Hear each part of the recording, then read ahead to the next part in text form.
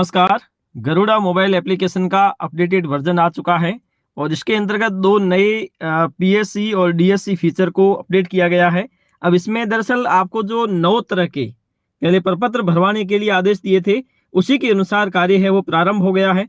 तो सबसे पहले हम इसे गरुड़ मोबाइल एप्लीकेशन को अपडेट करेंगे और अपडेट करने के बाद में देखेंगे कि इसमें कई क्या नए फीचर को जोड़ा गया है। अपडेट करने के बाद में आपको ओपन करना है। ओपन आप करोगे तो इस प्रकार से आपको दिखाई देगा और यहाँ पर आप देखोगे कि आपके सामने एक नए फीचर है वो यहाँ पे आ गए होंगे। जैसे ये है, तो यहाँ पे आपको देखना है कि कौन से नए फीचर्स जोड़े गए हैं। ठीक है, अब दरअसल एक तो है फोटो सिमिलर एंट्रीज और डेमोग्राफिक सिमिलर एंट्रीज और फील्ड वेरिफिकेशन। ठीक है, 3 चीजों को यहाँ पे आपको देखना है। 2 चीजें हैं वो यहाँ पे नई आई है। तो सबसे पहले हम फोटो सिमिलर एंट्रीज को देखेंगे। ये है क्या?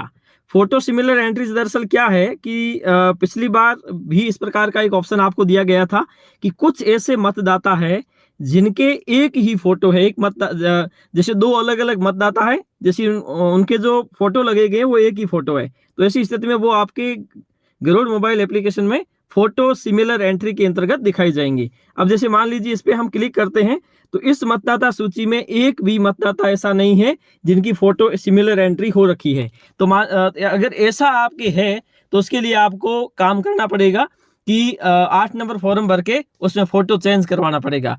इस केस में एक भी नहीं है। अगर इसमें आपके 4 नाम आ रहे हैं तो ऐसी स्थिति में उन 4 नामों के आप अलग अलग 8 नंबर फॉर्म भरोगे और वहां पर फोटो चेंज कर दोगे। उसके बाद में दूसरी एंट्री आती है डेमोग्राफिक सिमिलर। तो इसके अंतर्गत अगर हम देखें डेमोग्राफिक के अंतर्गत, तो यहाँ पर भी दिखाई दे रहा है कि the total photo similar entries cluster, ये डीएससी।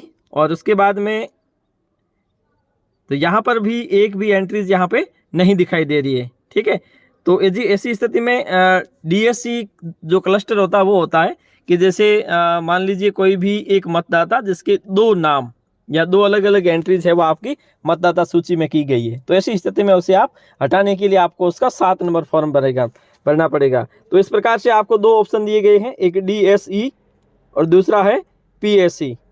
डीएससी से तात्पर्य है डेमोग्राफिक सिमिलर एंट्रीज। डेमोग्राफिक से तात्पर्य जनसांख्यिकी, जैसे एक ही व्यक्ति के 2 नाम आ गए।